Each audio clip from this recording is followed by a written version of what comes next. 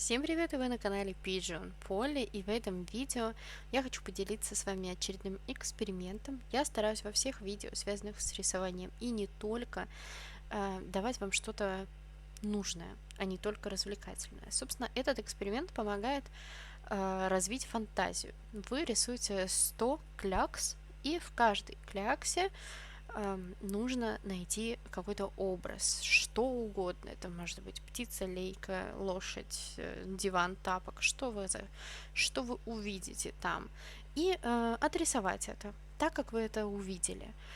Что интересно, в одной и той же кляксе люди могут увидеть множество разных вообще персонажей, сюжетов, объектов и так далее. И этим этот процесс интересен. Мне вообще эти птички, номер 30, очень понравились. Они прикольно выглядят.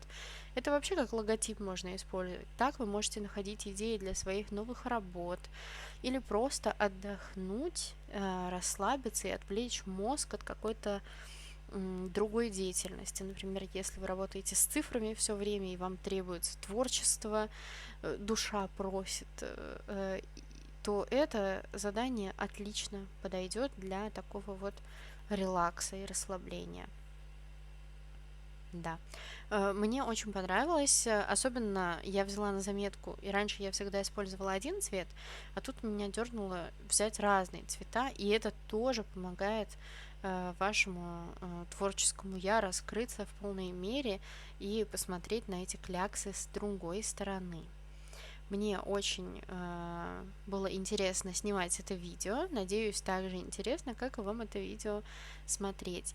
Было бы круто, если бы вы в комментариях написали, какие мини-иллюстрации под какими номерами вам понравились больше всего.